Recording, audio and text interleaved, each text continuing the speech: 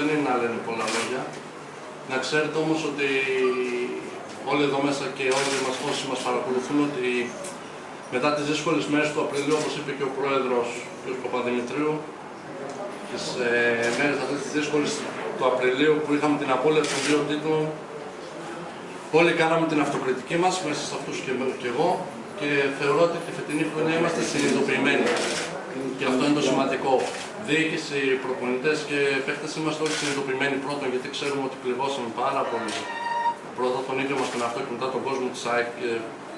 Θέλουμε φέτος, επειδή είδα ότι έχουμε φανταστική υποστήριξη, όταν μου λέει ένα νούμερο ότι πουλήσαμε γύρω στα 600-700 διαρκείας μετά από μια αποτυχημένη χρονιά, καταλαβαίνετε πόσο υποχρεωμένοι είμαστε στον κόσμο αυτόν της ΑΕΚ να τον ξαναδώσουμε τη χαρά που δεν την έχει τώρα και λόγω ποδοσφαίρου, και να είμαστε εμείς στο τμήμα μαζί με το handball και το μπάσκετ και όλα όσα τμήματα περισσότερα μπορούν να δώσουν χαρά στον κόσμο της ΑΕΚ.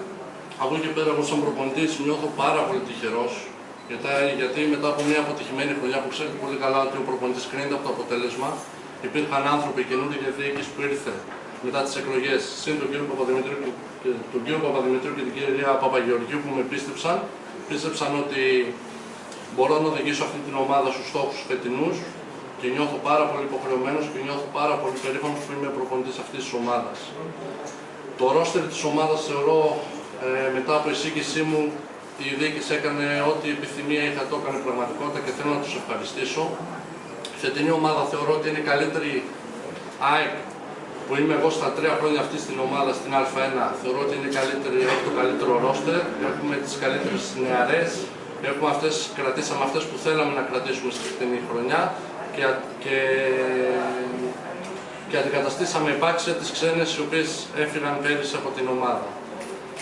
Αυτό που είναι το μέλημά μας τώρα, παίχτης και προπονητής, είναι πρώτα να καταλάβουμε τη φιλοσοφία γρήγορα της ΑΕΚ, να αποκτήσουμε γρήγορα την ταυτότητα και την αγωνιστική συνοχή σαν ομάδα, να δουλέψουμε πάρα πολύ σκληρά με ποσότητα και με ποιότητα σε πλαίσια αλληλοεκτίμησης και αλληλοσεβασμού, παίχτες και προπονητές μαζί με τη διοίκηση, και από εκεί πέρα τα πολλά λόγια είναι φτώχεια, να κάνουμε ξανά περήφανο τον κόσμο της ΑΕΚ. Ευχαριστώ πολύ.